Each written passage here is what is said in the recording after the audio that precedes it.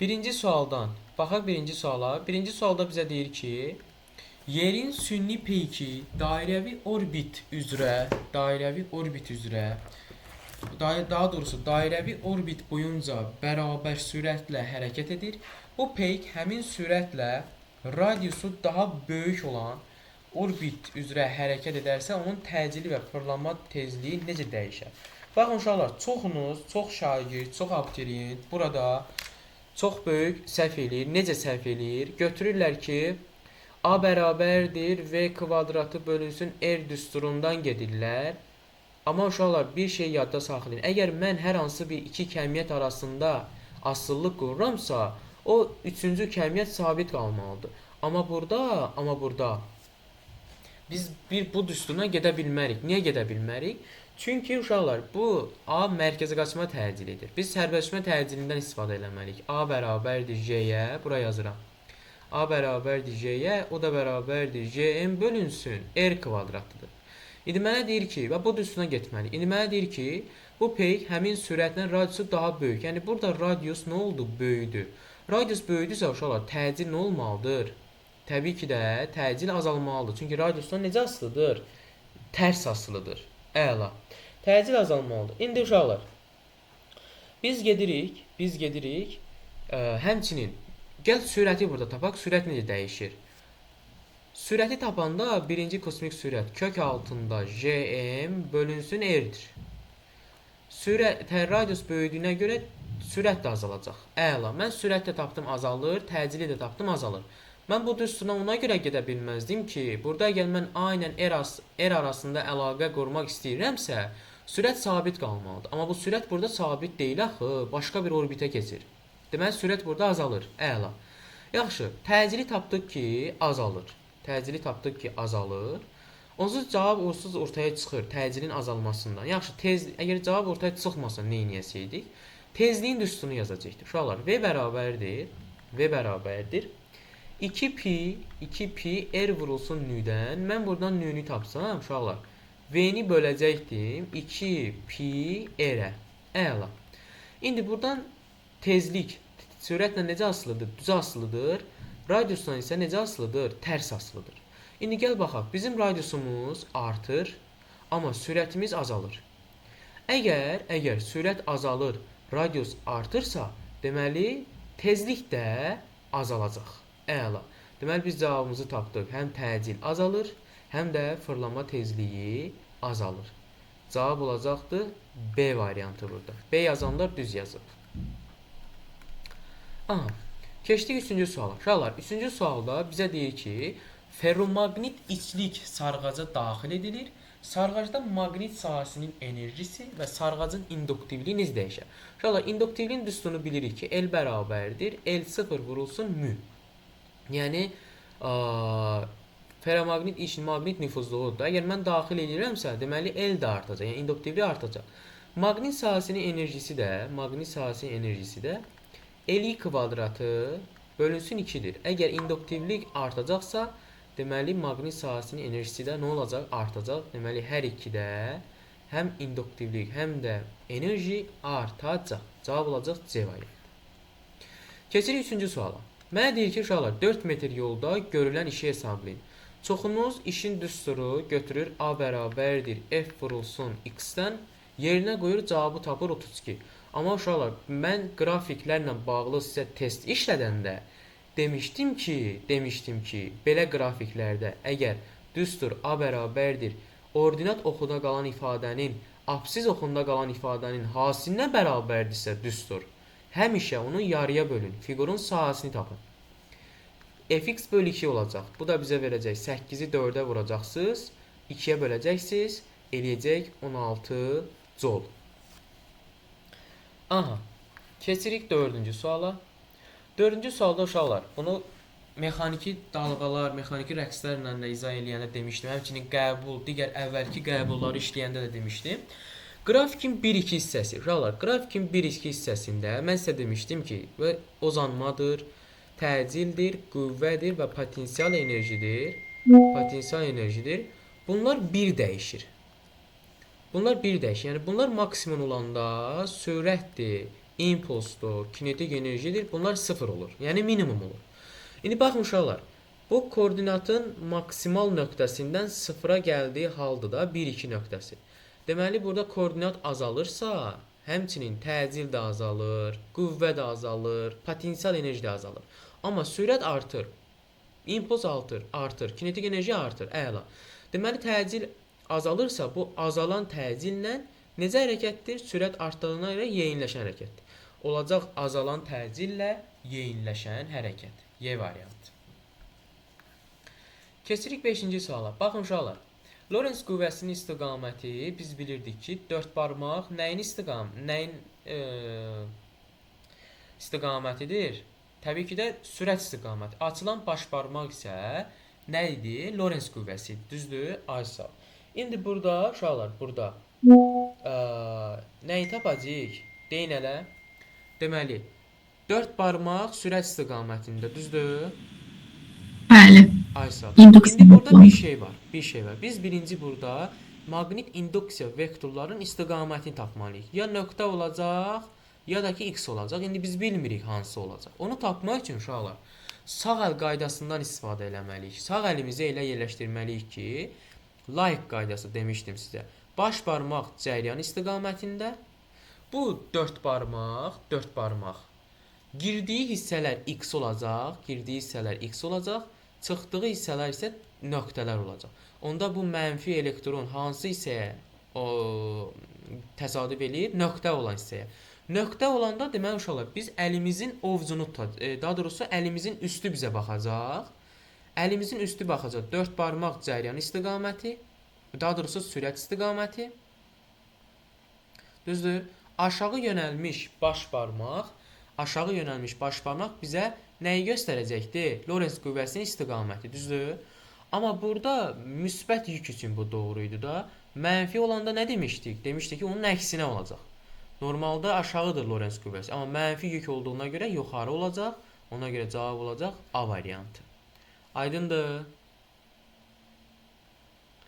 Və həmişə yadda saxlayın uşaqlar. Biz burada birinci maqnit induksiya vektorlarının istiqamətini müəyyən etməliyik. Maqnit induksiya vektorunun istiqaməti də mən sizə demişəm, əgər cəryan yuxarıdırsa, bunun sağ tərəfi x-lər, sol tərəfi nöqtələrdir. Cəryan əgər sağadırsa, bunun aşağısı x-lər, yuxarısı nöqtələrdir. Cəryan aşağıdırsa əgər, sol tərəfi x-lər, sağ tərəfi isə nöqtələrdir. Və bunu həmişə yadda saxlayın. Əla. Keçirik indi 6-cı suala. 6-cı sual uşaqlar maraqlı məsələdir. Biz burada biraz əlimizi burada qırmalıyıq. Necə qırmalıyıq? Yaxşı, sizə müraciət edeyim. Bu sualı kim necə yazıb? Desin hələ. Bəs də nə yazmısan bura? Müəllimə, bu suallara üşənirəm yazma. Üşənirsən. Yaxşı, Xədicə sən nə yazmısan? A variantı. A variantı. Necə yazmısan Xədicə? Deyə elə. İnduksiya N-dən S-ə doğru yönəlir. Cəryan və müsbətdən mənfiyə çıxdığını aşağı olur. Orada əl qoyub tapıram. Aysa, cəryan müsbətdən mənfiyə gəlir həmişə. Cəryan istiqaməti onda hansıdır? Aşağıdır, düzdürmü? Aysa, induksiya cəryan hardan hara yönəlir? N-dən çıxır S-ə doğru da, düzdür? N-dən çıxır S-ə doğru. Yəni belə S-ə daxil olacaq. S-ə daxil olacaq. Deməli B maqnit induksiya vektoru S-ə daxil olacaq. Yəni B maqnit induksiya vektoru necə yönəlir? N-dən çıxır, S-ə doğru yönəlir. Əla. İndi uşaqlar biz burada necə eləməliyik? Biz burada əlimizi elə tutmalıyıq ki, deməli baxın, əlinizi elə tutun. Baxın uşaqlar, sol əlinizi elə tutun ki, sizin ovucunuz sizin sağınıza baxsın. 4 barmaq düz aşağı, cəryan istiqaməti. Aşağı yönəlmiş baş barmaq isə bizə nə edir? Yəni amper qüvvəsini göstərməliyik də biz burada normalda. Aşağı yönəlmiş düz baş barmaq, aşağı yönəlmiş baş barmaq bizə nəyi göstərəcək? Yəni bu naqilin hərəkət istiqaməti. O da Mən başa düşmədim. bax mən sizə bunu necə deyim? Bax, Aydan. 4 barmaq aşağı deyil burada. Cəryan istiqaməti aşağı deyil, müsbətdən mənfiyə gəlir. Bəli. Aysa. B maqnit induksiya vektoru da n-dən çıxır həmişə s-ə doğru da. Yəni B n-dən çıxır, bu tərəfə gəlir. Düzdürmü? Bəli. Aysa. Bu tərəfə gəlir. Yəni B-nin istiqaməti belə. Biz sol əlimizi elə tutmalıyıq ki, bu B maqnit induksiya vektoru ovucumuza daxil olsun. Düzdür? Hə. Aysa. İndi sən öz sol əlini elə tutmalısan ki, bu B maqnit induksiya vektoru sənin ovucuna daxil olsun.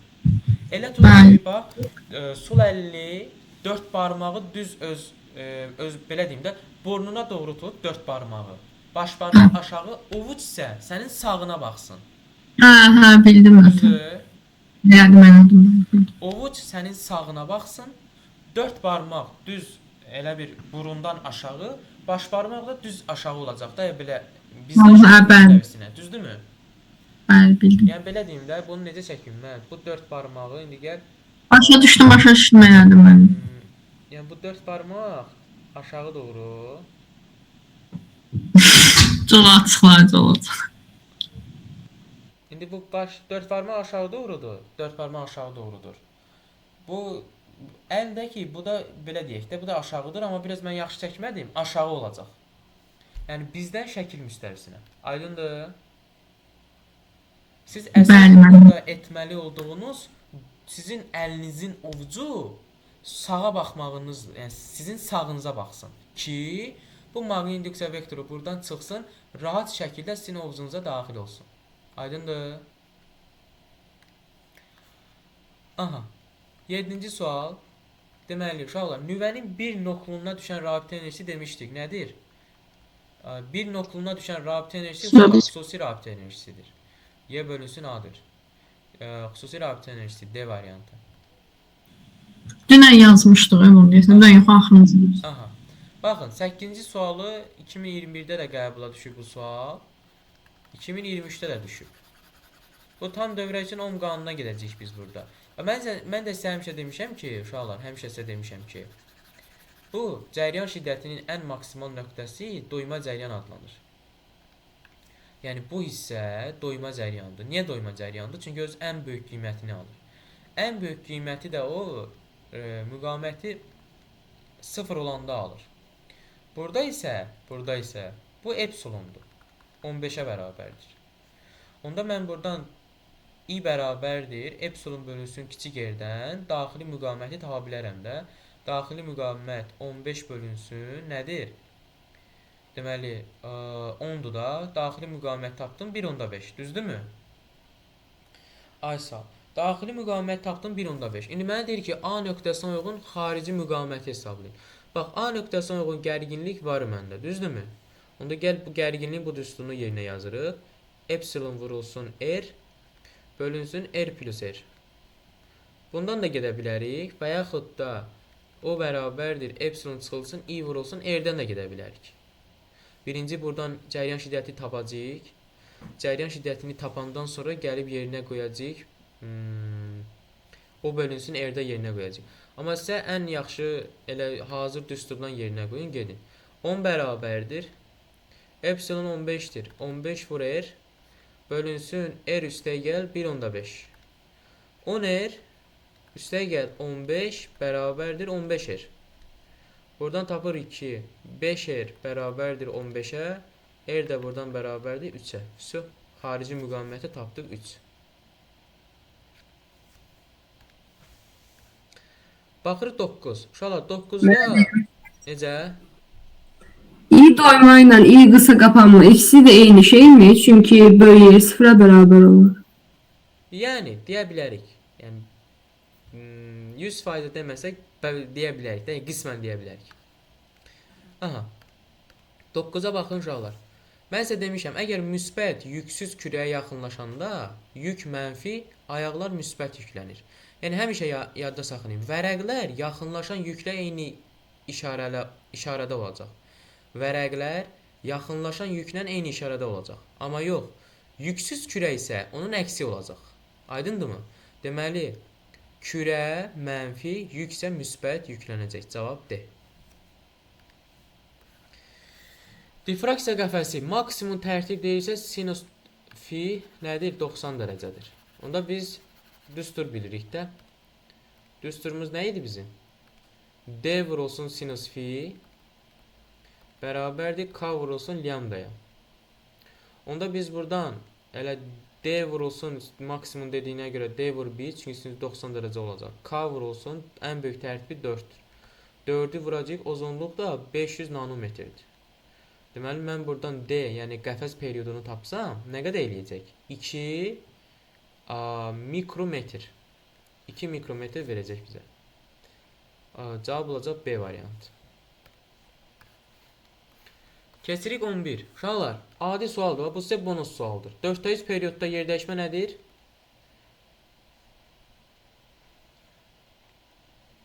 Hə? Kökçer. İkisi də.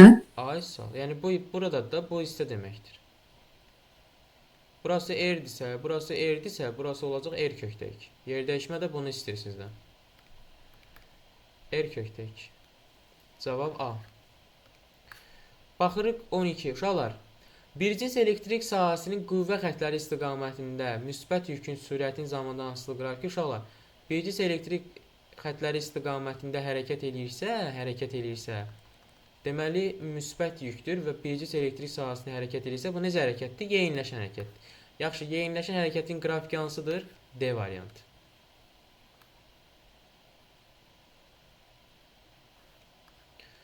On üçüncü sual. 13-ə nə yazmısınız? 13-ü nədən istifadə eləmişsiniz yazmısınız? Düsturdan, eləmi? V bərabərdir M1 M-vuru RT-dən yazmışam. Deməli, P vurulsun V bərabərdir. M bölünsün M vurulsun RT, düzdür? RT. Yaxşı, mən buradan M-i tapsam, necə olacaq? Elə oradan P M vurulsun V vurulsun M bölünsün RT də, düzdür? Yaxşı, indi asılılığı necə quracam mən? Deyə burada M elə bir P böl T ilə asılıdır. Oradan baxanda tangens AP bərabər olur. Ay, sağ ol, onu istəyirdim sizdən. V sabitdir. Bıçaqlara görə. Universal qaz sabiti sabitdir. Onda P bölünsün T. Yaxşı, P bölünsün T bizə nə verəcək? 1000 dəfə demişəm, tangens alfanı. Başlanğıc koordinatdan bir dənə 2-dən xətt keçirdim, bir dənə də 3-dən xətt keçirdim. Bunun bucağı alfa 2 deyin, bunun bucağına alfa 3 deyin. Və tangens də artan funksiyadır. Bucağı böyük olanın tangesi də böyükdür. Yəni mən buradan tangens alfa 1 bərabərdir tangens alfa 3-ə, bu böyükdür tangens alfa 2-dən. Düzdürmü? Tangens alfa. Onda tangens alfa ilə özü M-ə bərabərdirsə, onda mən yazacağım ki, M1 bərabərdir M3-ə, bu böyükdür M2-dən. Düzdürmü? Cavab olacaq C variantı. Hə? Bəli. Ay sağ ol. C yazanlar düz yazır.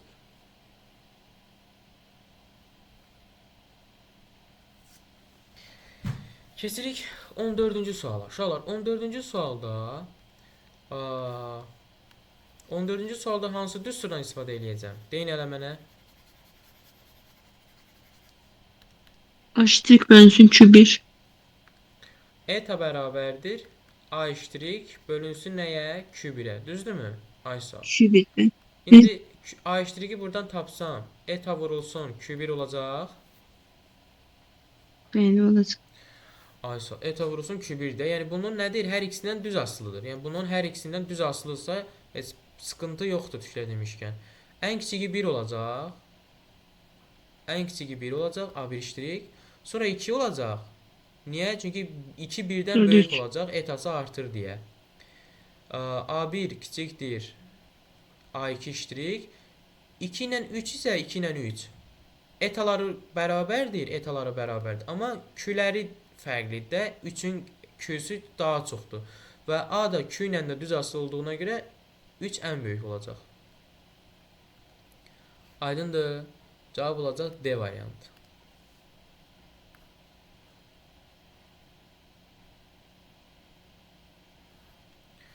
On altı. Mənə deyir ki, kondensatorun lövhələr arasındakı gərginlik. Kondensatorun enerjisi bu düstuna gedəcək. CO kvadratı bölünsün 2. da enerji gərginliklə necə asılıdır? Düz asılıdır. Mənə deyir ki, gərginlik 60 volt artırdıqda, yəni O2 bərabərdir O1 plus 60. Enerji necə dəyişir? Enerji deyir ki, 16 dəfə artır. 16 dəfə artır. Aysal, gəl düsturu yerinə yazaq da. Omega 1 bölünsün omega 2-yə bərabərdir. O1 bölünsün O2-nin kvadratik düz asılıdır. Çünki kondensator deyir bizə. Mütləq totum götürməliyik. Onda omega 1-in yerinə mən omega 1 yazacağam elə. Omega 2-nin yerinə nə yazacağam? 16 omega 1 bərabərdir. Omega gərginlik elə O1 yazacağam. O2-nin yerinə O1 plus 60 yazacağam. Və uşaqlar, bunun kvadratı. Mən hər tərəfdən kök alsam əgər, hər tərəfdən kök alsam, onda 1 böl 4 olacaq burada. Olacaq O1 bölünsün O1 plus 60. Onda 4 vurulsun O1 bərabərdir O1 plus 60. 3 O1 bərabərdir 60-a. O1 də bərabərdir 20 volta. Cavab B. Başlanğıc qiymət nə qədər idi? 20 volt. Adi riyaziyyatdır. Yəni bunun fizikası bu düsturda bitir. Fizika burada bitir. Söh. Bundan sonrası riyaziyyatdır. Bu qədər. Keçirik 16-ya. 16-cı sualı sizə izah eləyəndə demişəm ki, bizə deyir ki, maddi nöqtə düz xəttli hərəkət edir. Hansı hallarda yol yerdəyişməni moduluna bərabərdir? Yol yerdəyişməni moduluna bərabər olması üçün uşaqlar bu necə hərəkət eləməlidir? Bərabər sürətli hərəkət eləməlidir. Yəni dəyişən sürətli hərəkət etməməlidir. Dəyişən sürətli hərəkətdə demişəm ki, əgər sürət zaman qrafikində qrafik T oxunu kəsirsə, deməli o dəyişən sürətli hərəkətdir. Kəsmirsə, elə bərabər sürətli hərəkətdir. Əla. Hansında kəsmir? 3-də kəsmir, bir də 4-də kəsmir. Cavab olacaq Y.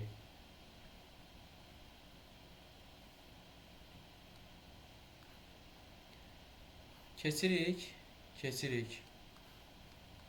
17.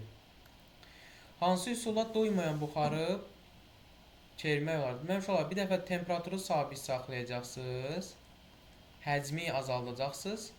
Sonra isə həcmi sabit saxlayacaqsınız, temperaturu azaldacaqsınız. Sabit temperaturda sıxmaqla düzdür, yəni həcm azalır. Sabit həcmdə soyutmaqla bu da düzdür, cavab olacaq Y.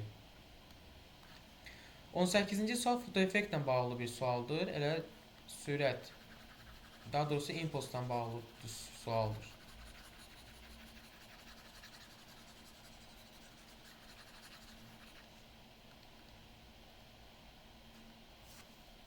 Baxın uşaqlar, biz məşhur düstur bilirik. MC kvadratı. Yaxşı, mən bunu parçalayıb M vur C yaza bilərəm. M vur C nədir? Kütlə ilə işığın sürətinin hasili mənə impulsu verəcək. Əla. Onda mən buradan P-ni tapsam, Y bölünsün C yazacağım və yaxud da Y-nin yerinə enerjidir. H-ni bölünsün C yazacağım. Bu da yekunda mənə verəcək H bölünsün lambda. Düzdürmü? Aysal. Yaxşı, H-ni böl P nədir? Buradan C-ni tapsam, H-ni böl P mənə işığın sürətini verəcək. A variant. Hazır düsturdur. İndi keçirik 19-cu suala. Deməli uşaqlar, akseptor keçiricilik, sizdən bugün keçiricilik P tip keçiricilikdir, donor N tipdir. P tipdə deşiklərin sayı çoxdur. Deşiklərin sayı artırırsa 1 gedər bura. Elektronların sayı artırırsa 2 gedəcək N tipə. P tipdir 3 gedəcək, N tipdir 4 gedəcək. Kesicini artırıb 5 də ortaya. Əla, həll oldu. 1, 3, 2, 4, 5. Cavab C. Keçirik 20-ci suala. 20-ci sual maraqlıdır. 20-ci sualı kim necə yazıb? Nə yazmısan bura, Aydan? Benim B variantı yazmışam. 20'ye. Mən D yazmışam. Ben de D yazmışım. Ben de D yazmışım. D yazmışız. Yaxşı, D yazanlar deyə bilər niyə D yazmısınız? Birincisini tersini çevirəndə, yəni hündürlük artacaqdır. Ona göre təzyiq artır. Ay. İkincisində dəyişməyəcəkdir. Üçüncüsündə də aşağısı böyükdür deyə, yəni tersini çevirəndə təzyiq azalacaq. Düzdür uşaqlar, bəs də düz dedi. Necə? Baxın uşaqlar, mən bu qabı, bax bu qabı, indi buranı silim, buraları silək. Bizə deyir ki, tərsinə çevirin. Əla. İndi mən bu birinci qabı tərsinə çevirsəm, bunun dar olan hissəsi hara düşəcək? Aşağı düşəcək də. Yəni üçüncü şəkli alacaq, düzdür? Üçüncü qabın şəklini alacaq. İndi uşaqlar, maye dar olan hissədə az olacaq da. Yəni burada maye az olacaq, get-gedə yuxarı qalxacaq. Ta ki, buraya qədər dolacaq. Onda əgər mən bunu tərsinə çevirsəm, burada mayenin qalxdığı hündürlük çox olacaq. Yəni H burada artacaq. H artırsa P-nin düsturu rho J H düsturundan H əgər artırsa, deməli hidrostatik təzyiq də artır. 2 dəyişmir, 2 stabildir, dəyişməyəcək. Çünki necə də çevirsəm mayenin hündürlüyü dəyişmir. Amma üçüncünü əgər dəyişsəm, birinci şəkli alacaq. Bax, alt hissəsi geniş olduğuna görə, yox, elə eyni şəkli çəkdim. Alt hissəsi geniş olduğuna görə uşaqlar, alt hissəsi geniş olduğuna görə.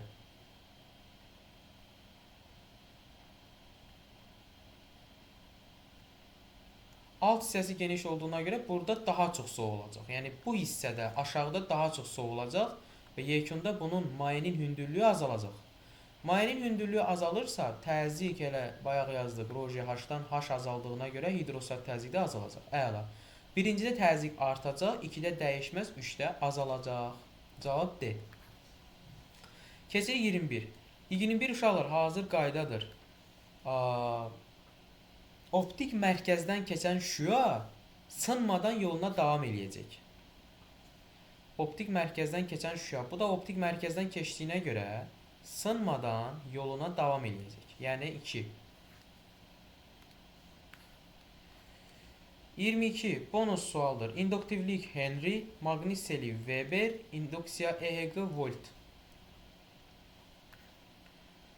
Baxın uşaqlar, rəqs konturunda kondensatorun enerjisi minimum olsa, maqnit sahəsi enerjisi maksimum olur.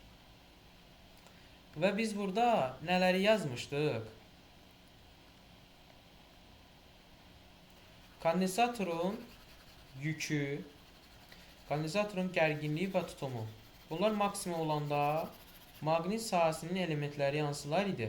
Cəryan, induktivlik, maqniseli, daha doğrusu fi, ya da maqniseli.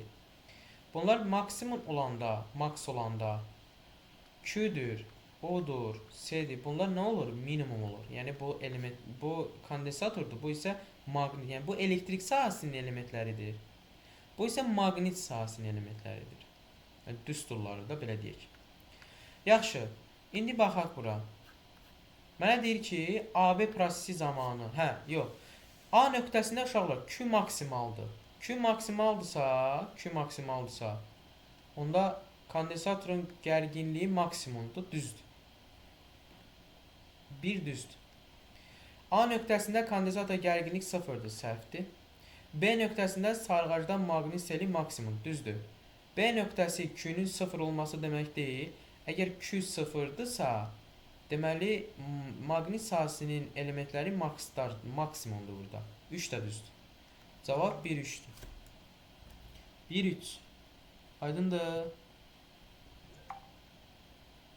Bəli. Başa düşdünüz uşaqlar? Bəli. Ay sağ olun. Bir saniyə.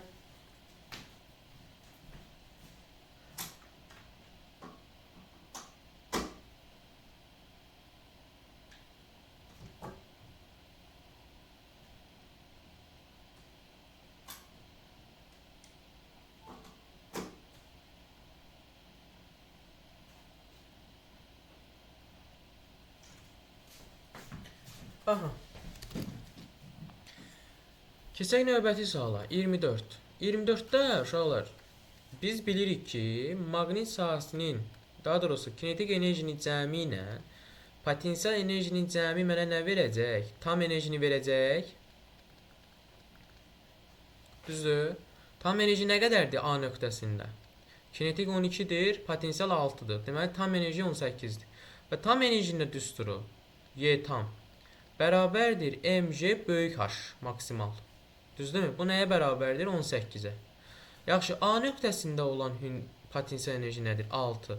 Yazacağım ki, Y potensial bərabərdir mg kiçik H, bu da bərabərdir 6-ya. Yəni, mənə əsasən bu ifadə lazımdır. Bir də bu. Onda mənə deyir ki, A nöqtəsinə uyğun hündürlüyün nisbətini hesab edir. Yox, deyir ki, cismin maksimal qalxma hündürlüyü. Hə. Yəni, mən buradan birinci yazacağım ki, mg böyük H maksimal bərabərdir 18-ə. mg kiçik H bərabərdir 6-ya. İndi bunları tərəf-tərəfə böləndə H maksimal bölünsün H bərabərdir. Yəni, H maksimal bölünsün H bərabərdir. 18-i də 6-ya böləndə cavab 3 eləyəcək. So, məsələ həll oldu. Hə, bax bu 25-ci sual qəşəng sualdır. Buna oxşar sizə məsələ eləmişdim əslində. Neçə dəfə eləmişəm. 25-ə cavab kim nə yazıb? Xəccə nə yazmısan 25-ə? 16. 16. Mədinə sən nə yazmısan? Mən tapa bilmədim. Yarı işimi gəldim. Tapa bilmədin. Yaxşı, bəs də Mən 8 yazmışam. 8. Aydan sən nə yazmısan? 2. Bütün rəqəmlərdən istifadə ediblər. Yaxşı, digər uşaqlar, Şamar sən nə yazmısan? Tapa bilməmişim. Şamar, sənlə keçən dəfə dərsdə bunu lövhəni dayı ələk-vələk elədik ki, bunu yazmaq üçün. Özü sən bunu demişdin elə. Mən səni işlədərək bunu tapmışdıq. Daha doğrusu 2000-ci ilin qəbulu, 2021-ci ilin qəbulu idi. Sənə onlayn dərsdə vermişdim bunu işləməyi. Onlayn izah eləmişdim. İpilos, sabahsı gün sənə verdim, yenə də deyirsən mən tapa bilmədim. Bir insan bunu evdə araşdır da, bir araşdır, bir gör ki, bəs mən necə yazacağam. Ta ki düşdü də indi. İyonun 7-si düşdü mənə. 2021-ci qəbulun 2 dəfə sənə vermişəm, 2 dəfə də sən bunu tapa bilməmisən.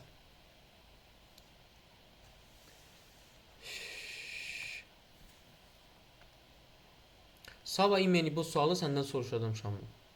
Vay sən canına ki, sən mənə bunu izah edə bilməsən. Baxın uşaqlar, deyir ki, məftildən ilk öncə şəkil çəkəcəyik biz burada. Baxın, bu bizim məftildir. Bu bizim məftildir və məftildən bir dənə yük asılıb. Neçə kiloqramdır? Bilmirik. 4 kiloqramdır. Əla. Və deyir ki, ikinci halda yenə bir dənə də deyir ki, bu məftili, ikinci halda bu məftili ortadan qatlayanda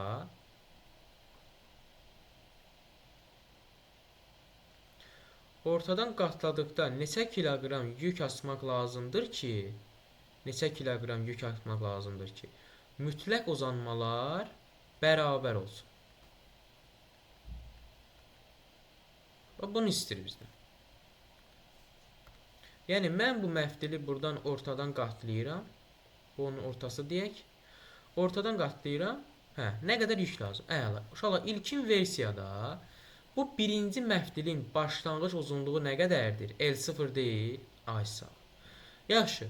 Bu məftilin bu yüklə əmələ gətirdiyi bu sahə S deyil, S-dir. Əla. İkinci halda bunun başlanğıc uzunluğu nə oldu? Yarıya qatlandı. Yəni L0 bölü 2 oldu. Sahə nə olur? Yəni bu məftilin yüklə birləşdiyi sahə isə yarıya qatlandığına görə 2S olacaq da. Həm bu, həm də bu. 2S. Əla. Birincinin kütləsi M1 bərabərdir 4 kiloqram. İkincinin kütləsini bizdən istəyir. Necə yazacağım mən bunu? Baxın. Uşaqlar, bu düsturdan. Baxın. MG buradan yazaq.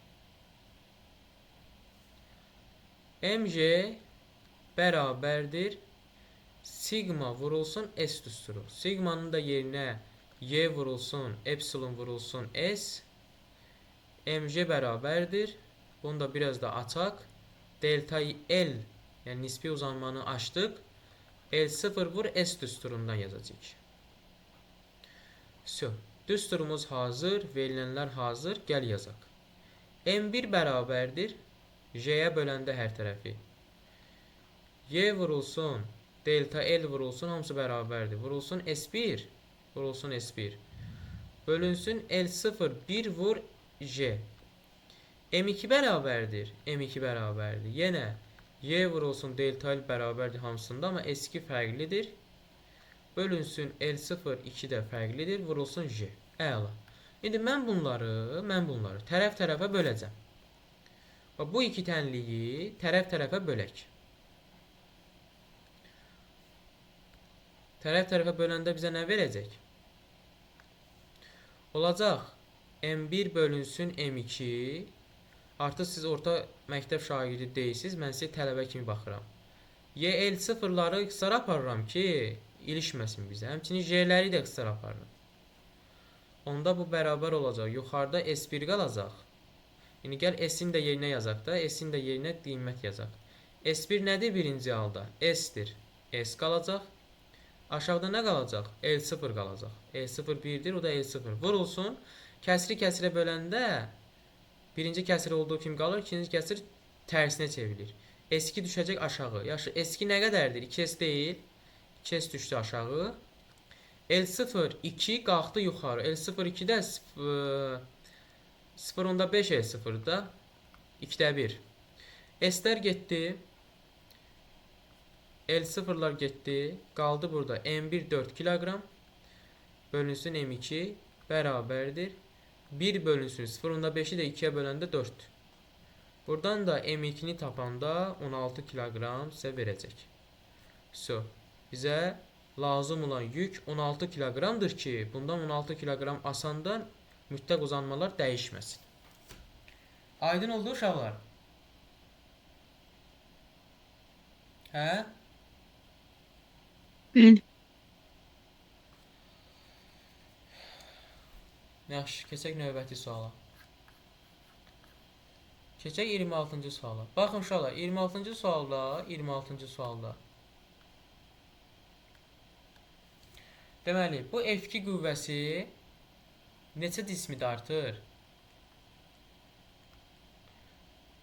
2 cismi də artır. M1 plus M2.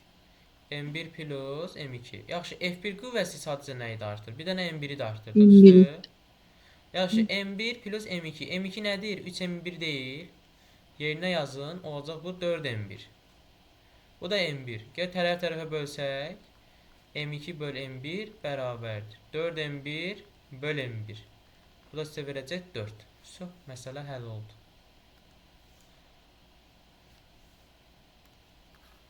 Keçirik 27-ci suala. 27-ci sual dəyişən cəryanla bağlı bir sualdır.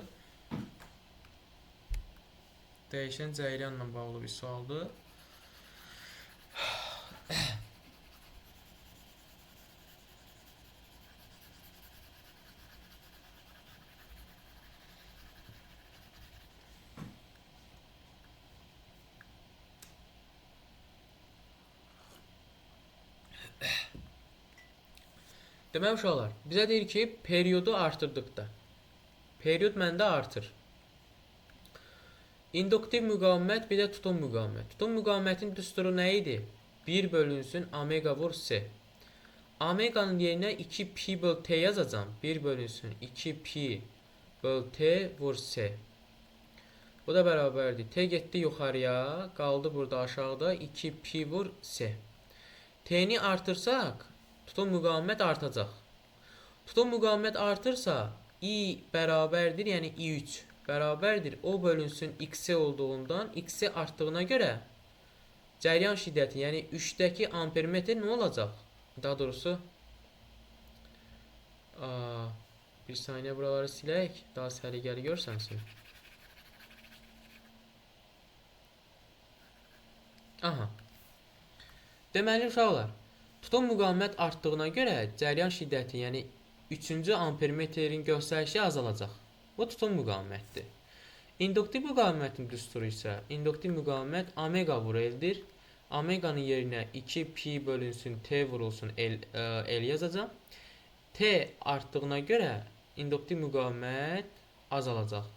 İnduktiv müqavimət azaldığına görə I2 cəryanı, yəni O bölünsün XL olduğuna görə, bu azaldığına görə I2 cəryanı nə olacaq? Artacaq. Düzdürmü? So, indi gəl yerinə qoyaq, hesablayaq. 1, 2, 3. Artar. Hansı artır? Deməli, induktiv müqavimət artar. Daha doğrusu tutul müqavimət artar. 1-ə gedəcək Y. Azalar induktiv müqavimət 2-yə gedəcək D. Düzdürmü?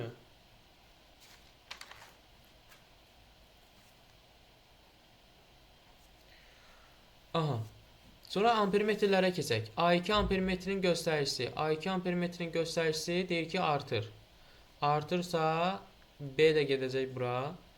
A3 ampermetrinin göstəricisi dedik ki, azalır. Azalırsa 2-yə gedəcək C. A1 ampermetrin göstəricisi uşaqlar. Bu R müqaviməti dəyişmədiyinə görə, rezistor dəyişmədiyinə görə o da dəyişməyəcək. A da getdi bura. So, 1-ə B-yə, 2-yə C-D, 3-ə A. Kim belə yazıbsa düz yazıb. Keçdik indi situasiyalara. Situasiyada bizə deyir ki, soyuducunun dolabından olan mənfi 10 dərəcə Selsi temperaturlu 200 qram kütləli buzu temperaturu 20 dərəcə Selsi olan otaqda qaba qoydular. Deməli, qaba qoydular. Aha, buzun ərimə temperaturu, buzun buxarlanma temperaturu, daha doğrusu buzun əriməsi, buzun suyun qızması asılıqları verib bizə. Demək uşaqlar, İlk öncə məsələyə, situasiyaya belə yanaşın. Adi bildiyiniz məişət sualından biridir. Baxın, birinci buzu soyuducudan çıxaranda, uşaqlar, soyuducudan çıxaranda nə baş verir? O başlayır 0 dərəcə, yəni mənfi 10 dərəcədə idi də, düzdür? Mənfi 10 dərəcədə idi. İndi mən buradan asılılıq quracağım. Temperaturun, deməli, Selsidir bunun vahidi. Nədən asılığı? İstilik miqdarından asılığı. Q-ün də vahidi kilojouldur. Baxın uşaqlar, birinci buz ilkin halda neçə dərəcə Selsidir? 10 dərəcə Selsi, yəni mənfi 10 dərəcə Selsi. Mənfi 10 dərəcə Selsidən mən bunu çıxarsam, temperatur azaldığına qədər, yəni 0-a qədər, temperaturun 0 olduğu nöqtəyə qədər, hala qədər bu başlayacaq buz qızmağa. 0 dərəcədə artıq əriyəcək. Yəni burada artıq ərimə prosesi baş verəcək. Ərimə prosesi artıq 20 dərəcə Selsiyə qədər isə su qızacaq. Ay sağ. Su artıq burada nə edəcək? Su artıq burada qızacaq. Yazırsınız ki belə 28-ci sualda 0, daha doğrusu mənfi 10 temperatur aralığında buz qızır yazırsınız. Yəni istilik miqdarı alır. İstilik miqdarı alır. 0 dərəcədə əriyir. 0 dərəcədə əriyir. 0-20 dərəcədə kimi 0-20 dərəcəyə kimi isə qızır. Nə qızır? Su qızır da. Yəni buz su qarışığı qızar. Belə yaza bilərsiniz. Əla. 20, 28. 28 dedik. 29. Buzun dolabdan çıxardığı andan otaqdakı hava ilə istilik tarazına çıxana qədər istilik miqdarını hesablayın. Burada artıq uşaqlar 3 dənə istilik miqdarı olacaq. Həm buzun qızmasına, həm əriməsinə, həm də suyun qızmasına.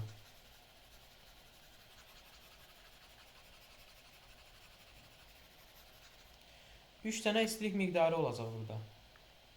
Baxın, yekun Q bərabərdir Q1 plus Q2 plus Q3.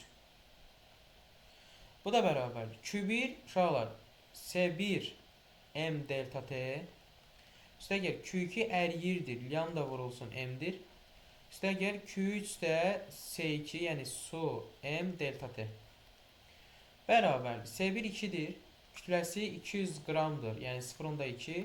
Temperaturu da mənfi 10-dan 0-a gedir. T2 çıx T1. 0-dan mənfi 10-a çıxanda 10. Üstəgəl lambda 350-dir.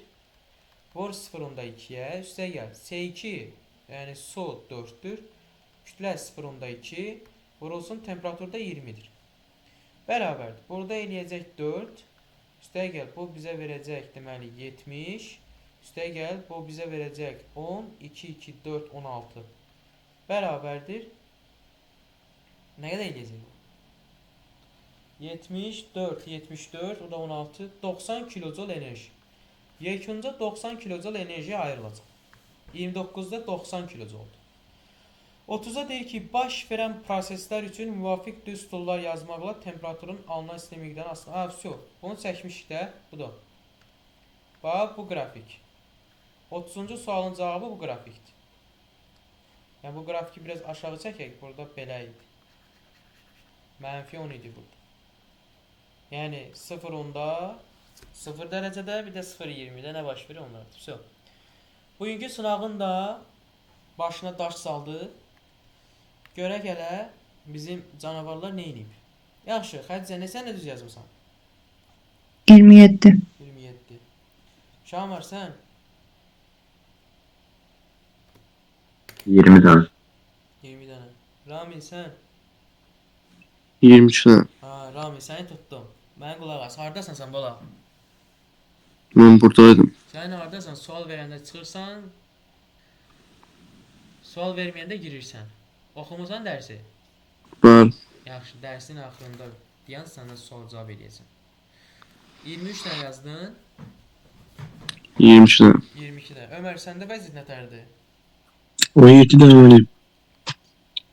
Sən 20 dənə sınavdan da 17 dənə yazsan, 30 dənə sınavdan da yenə 17 dənə yazsan. Bu 17 ilə sənin dərdin nədir? Gülnur, sən nə eləmsən? Gülnur. 20 dənə mənim.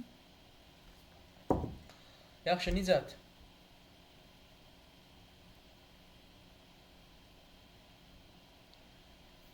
Nicat.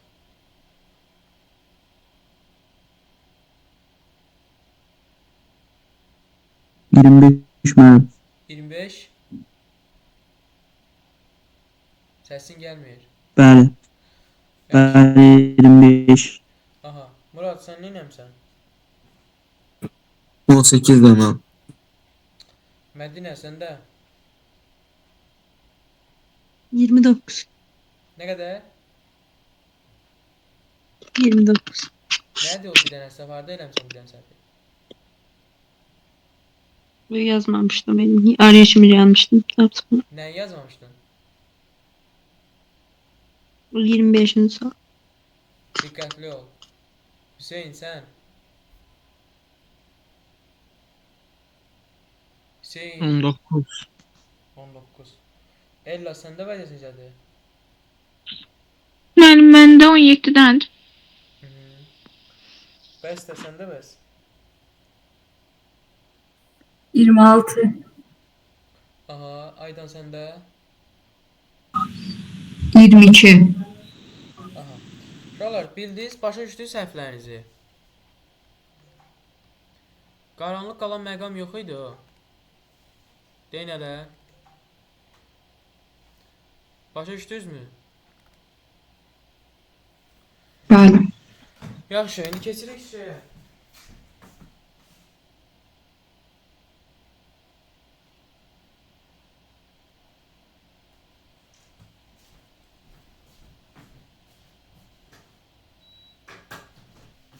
Yaxşı uşaqlar, indi keçdik mövzu suallarına. Görək mövzuda nə eləmisiniz? Əgər oxuyub yazan şagird varsa, mən inanmıram orada nəsə bir problem olsun. Uşaqlar, başa düşürəm, yorulmusunuz. Necəsiz sualına yorulmuşam deyə bilməyəcək qədər yorulduğunuzu bilirəm uşaqlar. Amma ki, son bir ay, yəni son bir ay ərzində nə elədiksə elədik. Nə etdiksə elədik. Başa düşürəm sizi, təngənə gəlmisiniz, boğaza yığılmısınız. Nə bilim, yəni həyat sizi üstünüzə gələ bilər. Çünki mən də o hissləri yaşamışam. Mən də bu son bir ay ərzində yəni çox pis vəziyyətə düşmüşdüm.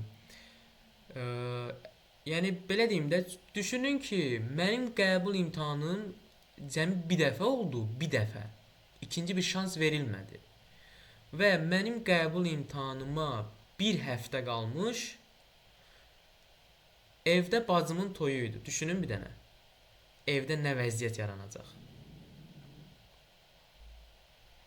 Yəni siz indi şərait var sizdə, girirsiniz otağa çıxmırsınız. Təbii ki, mən də eləyirdim onu.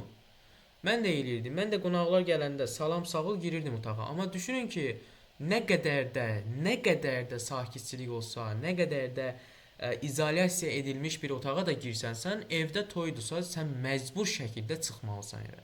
Çölə bir, yəni nəsə eləməlisən, bir işin ucundan, bir işin qopuğundan tutmalısan. İndi sizdə o hal yoxdur. Kimdə də varsa, təbii ki də şərait, evdəkilər onun üçün şərait yaradacaq, dərsi oxuması üçün. Amma uşaqlar, az qalıb, bir ay ərzində gəlin əl-ələ verək, bu dimin başına daş salaq geçsin qoy. Aha. Baxırıq birinci suala. Baxın uşaqlar, deyir ki, hansı açarı qapadıqda lampa yanar, zəng isə çalmaz. Baxın uşaqlar, biz bilirik ki, cəryan müsbətdən mənfiyə gəlir. Yəni, cəryan müsbətdən çıxır, gəlir. Bir buradan gedə bilər, buradan gedə bilər. Bir də aşağıdan gedə bilər. Və həm zəngin çalması üçün, həm də lampanın yanması üçün bu cəryan gedib mütləq şəkildə bu qütbə çatmalıdır. Yəni, mənfi qütbə çatmalıdır ki, onlar közərsin və yaxud da zəng çalsın. Əgər uşaqlar fikir verin, mən bir açarını qapatsam, cəryan gəlib buradan keçəcək, aşağı düşə bilməz, çünki iki açarı bağlıdır. Daha doğrusu açıqdır. Gəlib cəryan bu lampadan keçəcək, yuxarıdan mənfiyə, lampa yanacaq. Bu bir. Bizim cavabımız elə yalnız bir olacaq.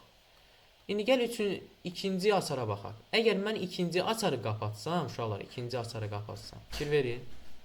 Cəryan buradan gələcək, gəlib o zəngi keçəcək, gələcək, buradan gedəcək, həm lampanı da keçəcək, gedəcək mənfiyə. Deməli, mən iki açarını qapatsam, həm lampa yanar, həm də zəng çalar. İndi gəl 3-ə baxaq. 3-ü qapatsam nə olacaq? Baxın uşaqlar, 3 açarını qapatsam, cəryan buradan gələcək. Zəngdən keçəcək, yuxarı gedə bilməz lampaya ilişsin. Yox, çünki iki açarı açıqdır. Gəldi, buradan gedəcək, mənfiyə. 3 açarı qapatsam, yalnız zəng çalacaq. Ona görə də mənə yalnız lampanın yanması lazımdırsa, mən bir açarını, yəni ilkin versiyanı götürməliyəm. O da cavab yalnız 1 olacaq, Y variantı. Keçək 3-cü suala. Uşaqlar, 3-cü sualda bildiyimiz kimi ardıcıl birləşmədir. Ardıcıl birləşmədə ampermetrlər sabitdir. 3-cü sualda paralel birləşmədə uşaqlar, voltmetrlər sabitdir. Keçirik 4-cü sual. 4-cü sualda uşaqlar yenə paralel birləşmədir, yenə də sabitdir. Daha doğrusu ardıcıl birləşmədir. Yenə də nədir? Bunlar bir-birinə bərabərdir. İ1 bərabərdir 2. Aha, gəldik 5-ci suala. Bax, 5 qəşəng sualdır. Baxın uşaqlar, ilkin halda K açarı bir vəziyyətində, yəni bir vəziyyəti açıq versiyadır. İki vəziyyəti bunun nəyi versiyadır? Qapalı versiyası, düzdür? Aysa. Deməli, bir vəziyyətində olanda, yəni K açarı açıq variantda olanda, tam dövrə üçün ohm qanunu, yəni dövrə tam qapanacaq, cəryan gələcək buradan ampermetrdən keçəcək, rezistordan, sonra gələcək mənfiyə. Bir açarı, yəni açar bir vəziyyətində olanda tam dövrə üçün ohm qanunudur. I bərabərdir, epsilon bölünsün R plus R. Yəni 12 bölünsün 3 plus 1, 12-ni 4-ə böləndə 3 amper. Bir vəziyyətində olanda 3 amperdir. Yaxşı, iki vəziyyətində olanda nə baş verəcək? Gəl baxaq. Yəni açarı mən bağlayıram. Açarı bağlayanda, bax, cəryan həmişə müsbətdən mənfiyə doğru gəlir də. Bax, cəryan uşaqlar həmişə qısa yolu seçir özünə. Deyir ki, mən buradan gəlirəm. Burada dayandı. Bir an burada dayandı. Deyir ki, mən niyə gedim buradan? Bu maniyədən keçim öz belimi qırım. Elə mən öz düz yolumu tutub gedirəm də, nə işmə yarayım da, mənə nəyimə lazımdır gedim orada, özümü şirküs eləyim. Dilim də dolaşdı oje. Gəlib buradan keçəcək. Yəni bura keçməyəcək uşaqlar. Bu ampermetrə, bu aşağı olan hissəyə keçməz. Ona görə də ampermetrdən cəryan keçmədiyinə görə ikinci versiyada ampermetr 0 olacaq. 3 amper 0 cavab olacaq Y. Bildiniz? Və həmişə yadda saxlayın. Ampermetr cəryan ümumiyyətlə. Cəryan həmişə özünə qısa yolu seçir. Müqavimətsiz yolu seçir. Baxırıq 6-cı suala. Baxın uşaqlar, 6-cı sualda. Cəryan bura gedəcək, bir də bura gedəcək. Bunlar ardıcıl olduğuna görə bir-birinə bərabər olacaq. Yəni I2 bərabərdir I3-ə. Amma I1 onlardan böyük olduğuna görə olacaq I1 böyükdür, I2 bərabərdir I3-ə. Cavab B variantı. Aysa. Keçirik 7-ci suala. Baxın uşaqlar, 7-ci sualda nə etmək lazımdır? 7-ci sualda nə etmək lazımdır? Bizə deyir ki, K açarı qapadıqda. K açarı qapadıqda. Deməli, ilkin versiya K açarı açıq olan versiyadır, düzdürmü? Cəryan müsbətdən gəlir. Baxın. Cəryan müsbətdən gəldi. Bu rezistordan keçdi. Gəldi ikinci rezistordan da keçdi. Gəldi ampermetrdən, gəldi mənfiyə. K açarı açıq olanda, yəni bura yazıram ki, K açıq olanda ümumi müqavimət nə qədər eləyir? Ardıcıl birləşdiyinə görə ümumi müqavimət R1 bərabərdir 2R, o da R, 3R. K açarı açıq olan versiyadır. Yaxşı, indi K açarı qapalı olan versiyaya baxaq. Uşaqlar, qapalı olan versiyada isə cəryan gəldi. Bu R müqaviməti keçdikdən sonra bu qapalıda axı buradan artıq keçməyəcək. Gəlib buradan K açarından keçib gələcək. Yəni bu R2 müqaviməti artıq hesablamalarda nəzərə almayacaq. Onda ikinci halda müqavimət sadəcə buradan keçdiyinə görə olacaq R1. Onun da müqaviməti R-dir. Yaxşı, gərginlik sabit, daha doğrusu cəryan şiddəti müqavimət 3 dəfə azaldığına görə cəryan şiddəti 3 dəfə artacaq. Düzdürmü? Aysa. İndi bu voltmetrə baxırıq. Bu voltmetrə baxanda, voltmetr hansı müqavimətə bağlanıb? R1-ə bağlanıb da, düzdür? Onda o R1-in başına mən heç nə gətirmədiyimə görə o bərabərdir I vurulsun R1 olduğuna görə, bu R1 sabit olduğuna görə I 3 dəfə artdığına görə gərginlik də 3 dəfə artacaq. Cavab olacaq burada Y variantı. Hər ikisi 3 dəfə artacaq. Əgər burada EHQ-li mənbə olsaydı, elektrik hərəkət qüvvəsi, yəni tam dövrə üçün gərginlik Ohm qanunu olsaydı, yəni Ohm qanunu deməyək, EHQ olsaydı. Onda gərginlik bu üstünə hesablanacaq. Epsilon çıxılsın, I vurulsun R. Burada I artdığına görə bunun qabağındakı mənfi bunun azalmağına səbəb olacaq. Amma burada EHQ-li dövrə deyil deyə, adi Ohm qanunundan istifadə edirik. Keçirik 8. 8-ci sualı hər kəsin bildiyidir. Açarın şərti işarəsi təbii ki də 4-dür. Çaşıb səhv yazaram birdən. Çıxında açarın şərti işarəsi 4. 9-cu sualda uşaqlar. 9-cu sualda ardıcıl birləşmədir. Joule-Lenz qanununun I kvadratı RT düsturundan yola çıxasıyıq.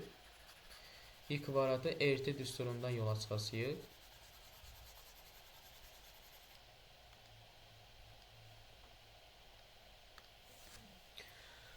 Baxın, Q bərabərdir I kvadratı RT.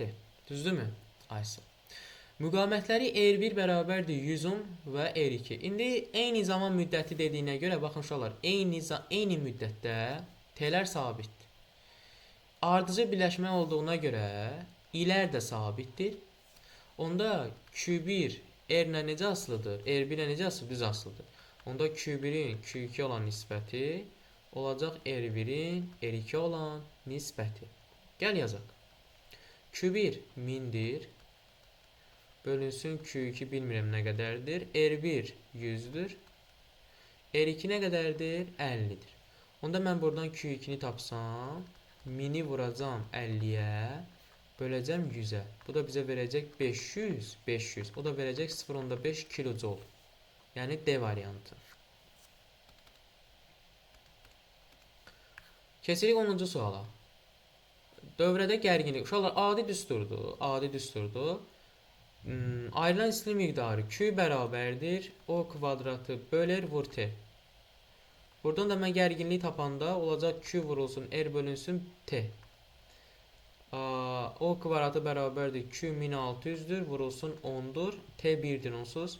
Buradan da kvadratı hər tərəfdən kvadrat alsaq 40 volt eləyəcək. Cavab C. I kvadratı RT cəryanın işi. Joule-Lenz qanunu. T olmasaydı güc olacaqdı. Uşaqlar, Q-nin düsturu bayaq yazdıq. Q bərabərdir O kvadratı bölər vur T. O sabitdirsə Q ilə R necə asılıdır? Eyni bir vaxt dediyinə görə T də sabitdir. Onda Q ilə R necə asılıdır? Tərs asılıdır. 13. Keçən yükün miqdarı I bərabərdir. Q vurul, daha doğrusu Q bölünsün T'dir. Q-nü buradan tapanda I vurulsun T'dir. Düzdürmü? Ay sağ. Q-nü tapanda I vurulsun T'dir. Və mən sizə demişəm ki, belə qrafik olanda sahə tapırsınız. 10 saniyə ərzində 10-u 0-da 2-yə vuracaqsınız, 2-yə böləcəksiniz. 1 kulon verəcək. 10-a 14.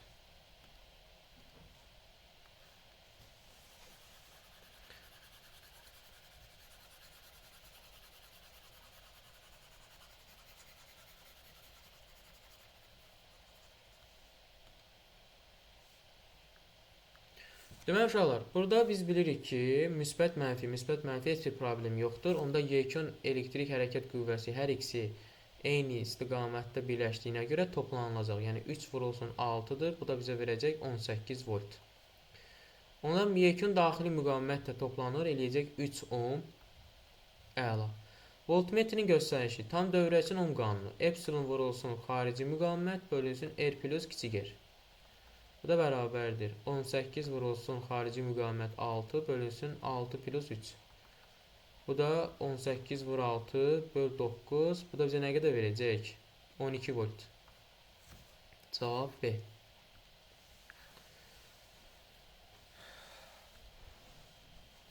R bərabərdir Rho böl S düsturu. Metalın naqili 2 dəfə ozon olan digər eyni materialdan naqil əvəz etdi. Yəni, naqilin ozonluğu nə oldu? Artdı. Naqilin ozonluğu artırsa, deməli, müqavimət də artacaq. Müqavimət artdığına artacaq, amma xüsusi müqavimət dəyişməyəcək. Xüsusi müqavimət materialın özünə xas bir belə deyək də, dəyişməsidir. Xüsusi müqavimət dəyişməz, amma müqavimət 2 dəfə artar, cavab B. Keçirik 16-cı suala. Uşaqlar, 16-cı sualda, baxın, Q bərabərdir I kvadratı RT düsturundan gedir. Onda bura fikir verin. Burada yığılan cəryan 2 hissəyə bölünür. Yarısı bura gəlir, yarısı isə bura gəlir. 3 eyni lampa deyir. Əla. Onda I2 bərabər olacaq I3-ə və bu da bərabər olacaq I1 böl 2-yə. Amma Q-lər isə I-nin kvadratından asılı olduğuna görə Q2 bərabər olacaq Q3-ə, bu da bərabər olacaq Q1 böl 4 olacaq. Niyə? Çünki bunun kvadratıdır axı. Kvadratından asılı olduğuna görə 4 olacaq. Yəni 4 olacaq, biri də 1 olacaq. 2-nin kvadratı 4 olacaq deyə doğru variant 1-4. Aha, gəldik. Bu sualı keçən dəfə də izah eləmişdim. Qəşəng bir sualdır.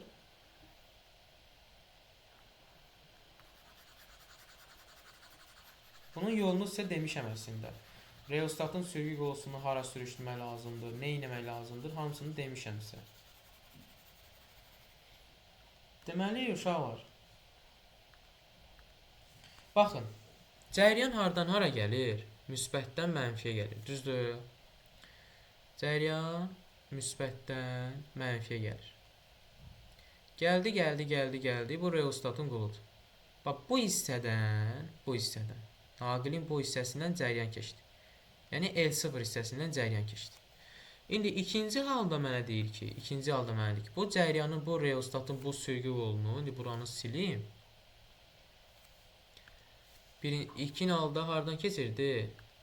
İlkin halda buradan keçirdi də, işarə qoyuram, oradan keçirdi. İkinci halda reostatın sürgü qolunu buradan yox, qırıb gətirsəm, bura qoysam, sola sürüşdürsəm.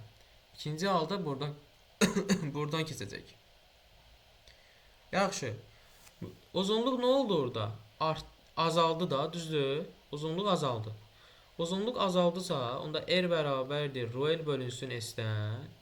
L azaldığına görə müqavimət də azalacaq. Düzdürmü? Aysa. Müqavimət nə olacaq? Müqavimət də azalacaq. Əla.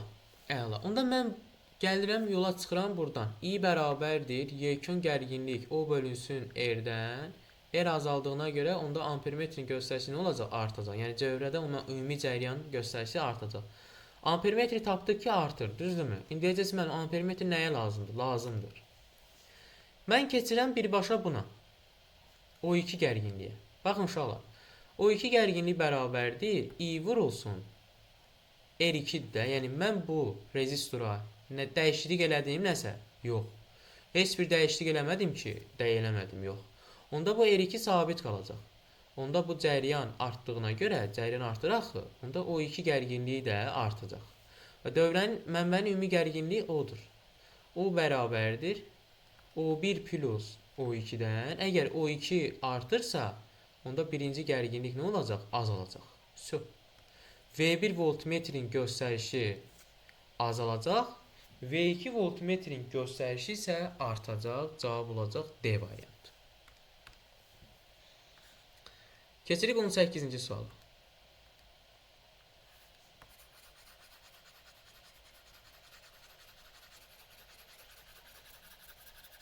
Baxın uşaqlar.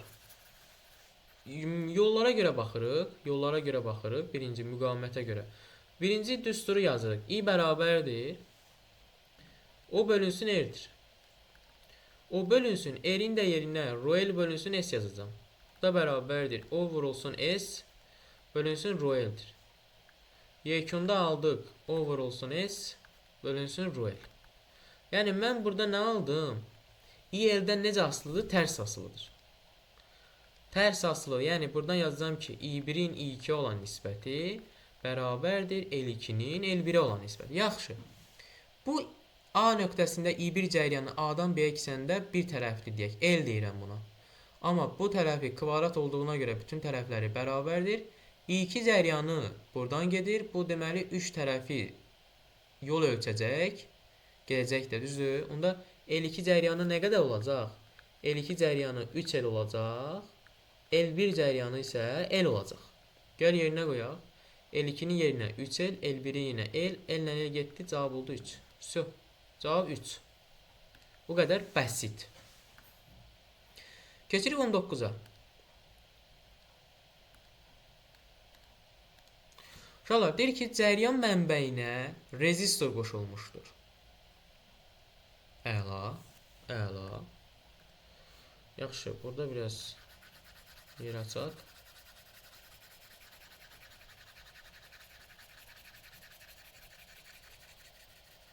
Aha. Deyir ki, cəryan mənbəyinə rezistor qoşulmuşdur. Əgər bu rezistora ardıcı olaraq ikinci belə bir rezistor qoşularsa, mənbəyin daxili müqaviməti, mənbənin çıxarıcılarındakı gərginlik və digərləri necə dəyişəcəyini deyir bizə. Düzdürmü? Baxın uşaqlar. Ardıcı olaraq iki deməli ardıcıla ikinci belə rezistor. Uşaqlar rezistor qoşulursa, deməli bu xarici müqavimətdir. Daxili müqavimətə heç bir aidiyyatı yoxdur. Daxili müqavimət dəyişməyəcək.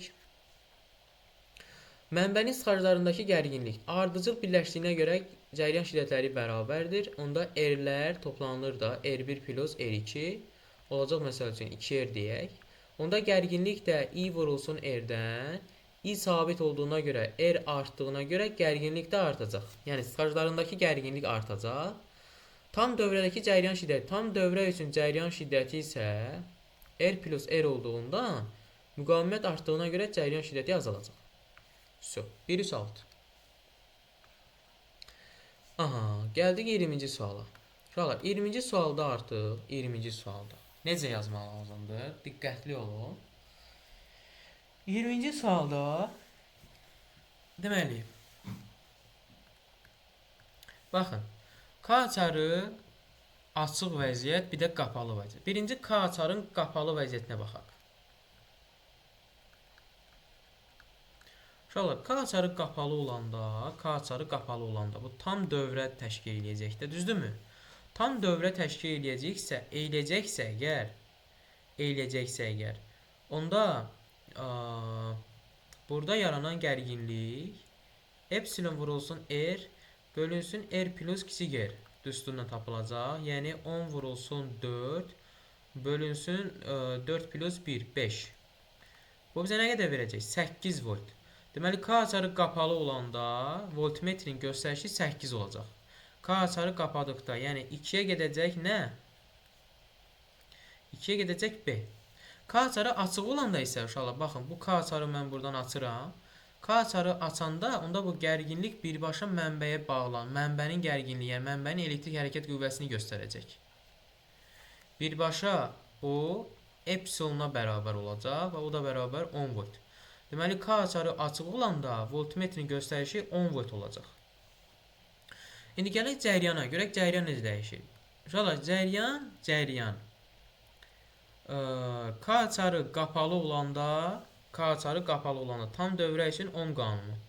Epsilon bölünsün R plus R-dən, onu böləcəyik 5-ə, tapacaq 2 amper. K açarı qapalı olanda ampermetrin göstərişi 2 amperdir. Amma burada elə bir variantı bizə verməyib. K açarı qapalı olanda ampermetrin göstərişi bizə verməyib. Sadəcə bizə 3-cünü verib ki, K açarı açıq olanda. Uşaqlar, K açarı açıq olanda,